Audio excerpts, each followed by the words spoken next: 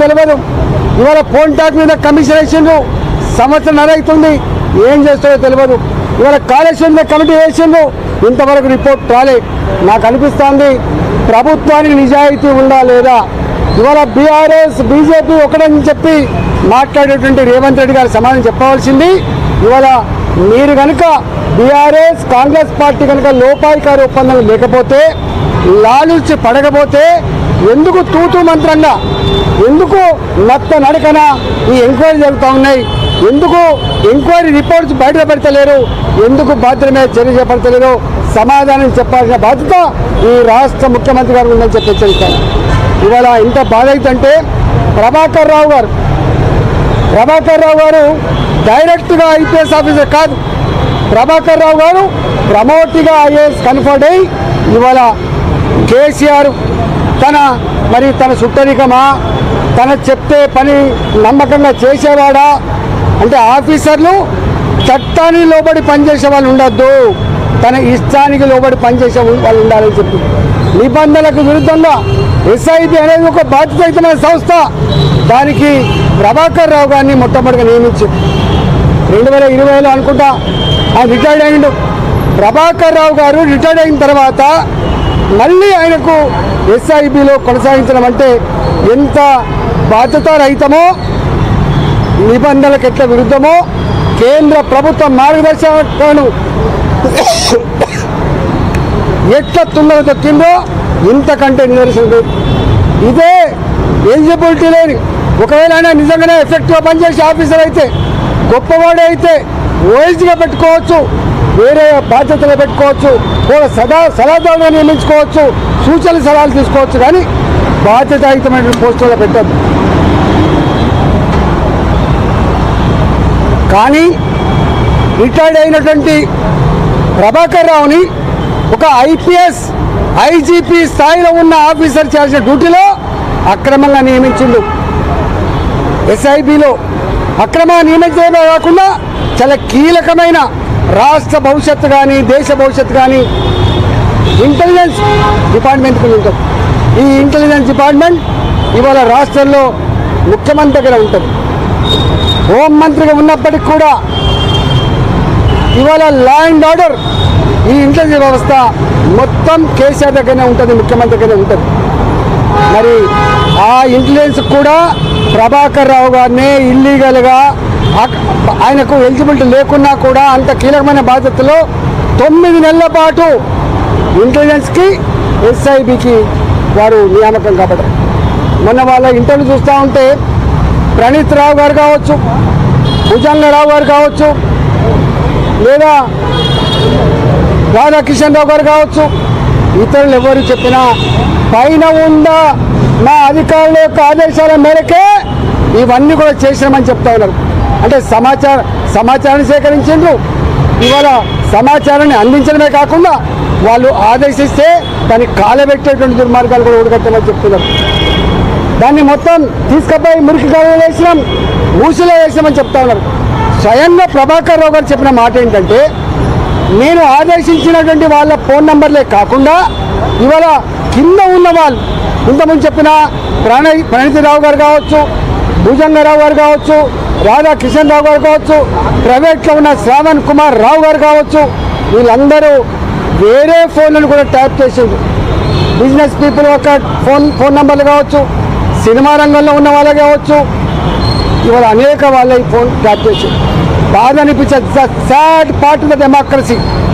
ఒక రాష్ట్రానికి గవర్నర్గా ఉన్న ఇంద్రసేన్ రెడ్డి గారి ఫోన్ ట్యాప్ అయిందంటే, ఈ రాష్ట్రంలో ఉన్నటువంటి ప్రజాస్వామ్యాన్ని కాపాడే, ప్రజాస్వామ్యాన్ని అమలు చేసేటువంటి జడ్జిల ఫోన్లు ట్యాప్ చేయడం, స్వయంగా మంత్రుల ఫోన్లే ట్యాప్ చేయడం, ఎమ్మెల్యేల ఫోన్ ట్యాప్ చేయడం ఇవాళ ఎంత దుర్మార్గమైందో మనకు అర్థం కావాలి. చివరికి వాళ్ళ డిపార్ట్మెంట్లలో పనిచేసేటువంటి హెచ్ఓడీల ఫోన్ కూడా ట్యాప్ చేయడం, పోలీస్ అధికారుల యొక్క ఫోన్ కూడా ట్యాప్ చేయడం, ఇది ప్రజాస్వామ్యానికి పాతరడానికి పరాకాష్ట. ఇది ఆనాడు 1975, ఇవాళ 50 సంవత్సరాలు అవుతుంది.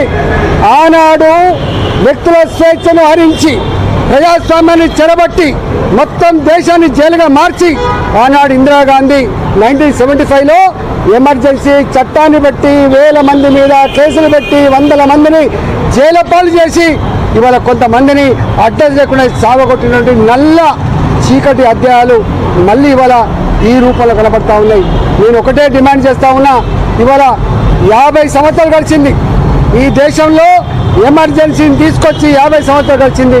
ఇవాళ మనం గవర్నర్ల ఫోన్లు, జడ్జిల ఫోన్లు, స్వయంగా మంత్రుల ఫోన్లు, ఎమ్మెల్యేల ఫోన్లు, ఇవాళ బాధ్యతాయుతమైనటువంటి సంఘంలో పేరున్న వాళ్ళ ఫోన్లు ట్యాప్ చేసి వాళ్ళ బలహీనతల మీద దెబ్బ కొట్టి ఇవాళ అనేక రకాల అక్రమాలు దుర్మార్గాలు జరిగినట్టుగా మనకు అర్థమవుతా ఉంది. కాబట్టి ఈ ఎంక్వైరీ అయితే ఉందో నత్తనడకలు జరగకుండా దీంట్లో ఎవరు ఆదేశాల మేరకు ప్రభాకర్ రావు గారు ఇలాంటి పని చేసిండు, ఇవాళ కింద ఉన్న అధికారులు ఎవరు ఆదేశాల మేరకు చేసిండు, ఎందుకు కాలబెట్టాల్సి వచ్చింది, ఎందుకు మొత్తం చార్జ్ చేయాల్సి వచ్చింది, ఇవన్నిటి మీద సమగ్రమైన ఎంక్వైరీ జరగాలి.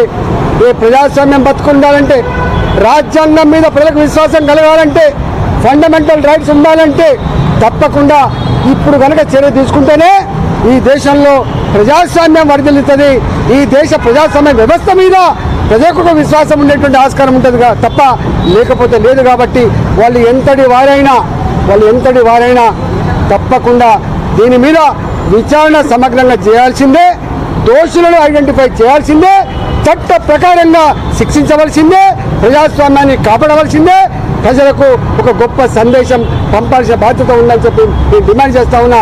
లేకపోతే ఈ ప్రభుత్వం కూడా ఇవాళ వాళ్ళతో కొలుడైనట్టుగా భావించవలసి ఉంటుందని చెప్పి ఇవాటి ప్రభుత్వాన్ని కూడా నేను హెచ్చరిస్తా ఉన్నా.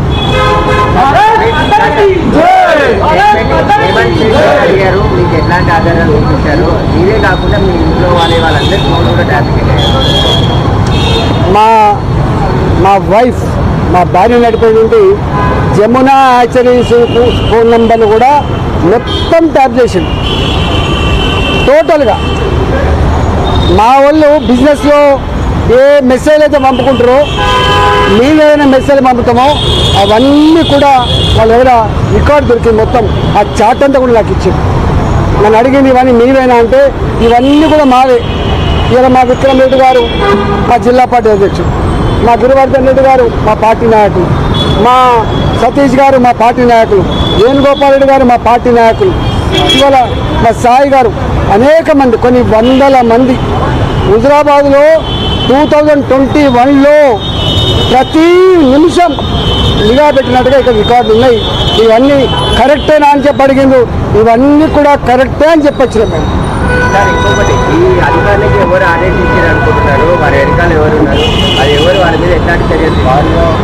ఇవాళ నేను మళ్ళీ చెప్తున్నా, వీళ్ళు శిశపిశలకు ఆస్కారం లేదు.